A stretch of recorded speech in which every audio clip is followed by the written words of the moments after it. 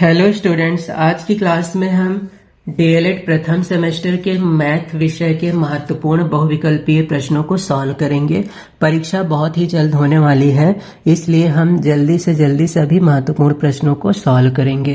तो आइए स्टार्ट करते हैं क्वेश्चन नंबर 1 से। क्वेश्चन नंबर 1 है, ऐसी संख्याएं जो 2 से विभाजित नहीं होती हैं उन्हें हम क्या कहते हैं।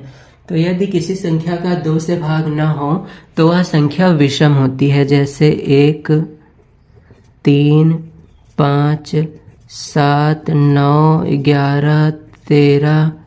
इन सभी संख्याओं का 2 से भाग नहीं होता है, इसलिए ये सब संख्या विषम संख्या कहलाती हैं।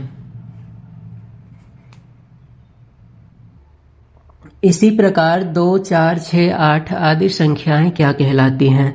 तो ये सभी संख्याएं सम संख्याएं हैं। 2, 4, 6, 8 अभी हमने देखा था 1, 3, 5, 7, 9 वो सभी संख्याएं विषम संख्याएं थी, और 2, 4, 6, 8, 9, 10, 12, 16 ये सब सम संख्याएं हैं। तो सही जवाब है विकल्प अ सम संख्या। क्वेश्चन नंबर 3 है, 4√3 है। जब भी किसी संख्या में रूट लगा हो और रूट को हटाना संभव ना हो तो ऐसी संख्या हमेशा अपरिमेय संख्या होती है, इसलिए सही जवाब है विकल्प स अपरिमेय संख्या। प्रश्न 4 है, परिमेय संख्या को P/Q के रूप में व्यक्त करते हैं।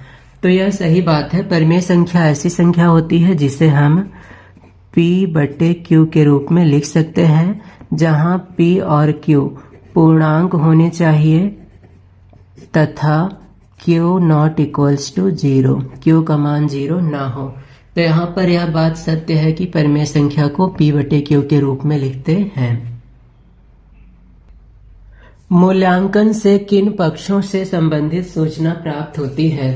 तो जब भी हम किसी का मूल्यांकन करते हैं तो हमें उसका परिमाण और साथ ही साथ गुण दोनों पता चलता है, इसलिए सही जवाब है विकल्प सा परिमाणात्मक और गुणात्मक दोनों प्रकार की सूचना हमें मूल्यांकन से प्राप्त होती है। 28 की पूर्ववर्ती प्राकृतिक संख्या है। पूर्ववर्ती का मतलब होता है जो संख्या पहले आए, पहले आने वाली संख्या।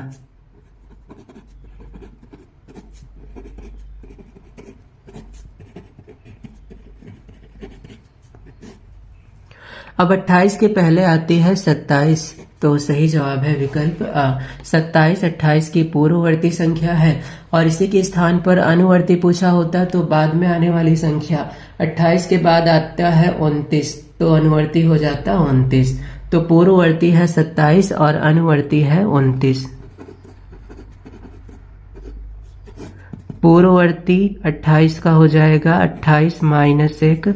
पूर्ववर्ती के लिए 1 घटा देते हैं और अनुवर्ती निकालना होगा तो 1 जोड़ देंगे, 28 + 1 और ये हो जाएगा 29। क्वेश्चन नंबर 7 में हमें हल करके आंसर बताना है। तो प्रश्न है 5/8 + 3/4 × 2/6। अब हम इसे कैंसिल कर सकते हैं। 3 एकम 3 और 3 दूनी 6, 2 से 2 कैंसिल। तो इधर है 5/8 और यहाँ बचा 1/4। अब हम इन दोनों का एलसीएम ले लेंगे। 8 और 4 का एलसीएम होगा 8, 8 एकम 8, 1 का गुणा 5 से करेंगे, 1 पंजे 5, 4 दूनी 8, 2 एकम 2, 5 और 2 को जोड़ देंगे 7/8। तो सही जवाब है विकल्प द 7/8। क्वेश्चन नंबर 8 में हमें एलसीएम निकालना है 36, 48 और 60 का। तो आइए निकालते हैं 36, 48 और 60। 36 को 2 से भाग कर देंगे, 2 18 में 36, 24 दूनी 48 और 30 दूनी 60। अब फिर 2 से भाग करेंगे, 2 9 18, 2 12 में 24 और 15 दूनी 30। अब 12 का 2 से भाग होगा तो हम फिर से 2 से 12 को भाग करेंगे, 2 छंग 12 और ये 15। फिर 6 को 2 से भाग करेंगे 9 2 3 6 और ये 15। अब 3 से सबको भाग कर देंगे। 3 3 9 3 एकम 3 3 बचे 15।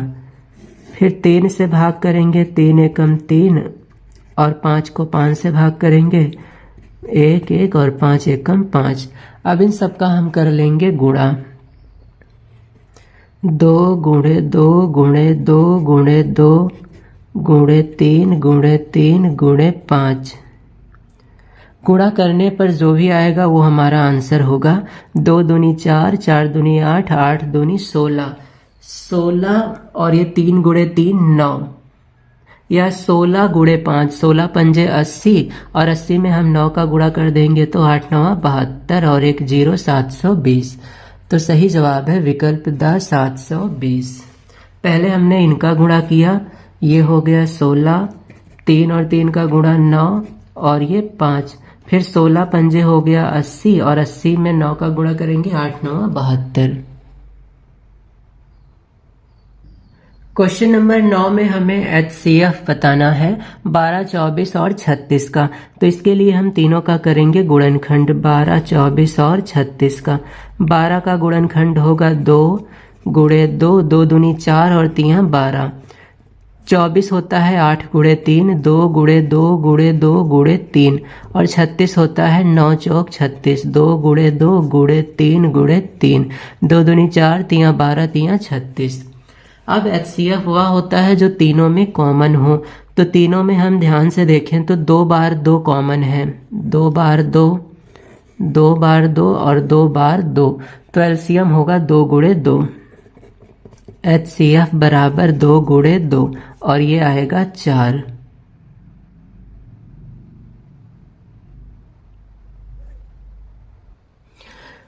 परंतु 4 ऑप्शन में नहीं दिया गया है, हमें ऑप्शन में से ही कोई एक संख्या टिक करना है। तो हम 4 का गुणज लिखेंगे। 4 के बाद आएगा 4 दूनी 8, फिर 4 3 12, फिर 4 चौक 16, फिर 4 पंजे 20, फिर 4 छंग 24। अब इन सब में हम देखें तो सबसे छोटी संख्या जो दी गई है वो 12 है, तो इसलिए यहाँ पर हम HCF 12 को मानेंगे। वैसे प्रथम HCF 4 होगा, दूसरा HCF 8 और तीसरा 12। तो जो ऑप्शन में है हम उसे ही टिक करेंगे। आखिरी प्रश्न है, बालकों को मूलभूत संक्रियाओं का ज्ञान दिया जाना चाहिए। मूलभूत संक्रियाओं का ज्ञान हमें स्कूल की सामग्रियों से देना चाहिए जिससे वो उसे अच्छे से समझ सके। तो सही जवाब होगा विकल्प द स्कूल सामग्री से। आज की क्लास को हम यहीं पर समाप्त करेंगे। अगली क्लास में एक नए टॉपिक के साथ फिर से मिलेंगे। तब तक अच्छे से तैयारी करते रहें।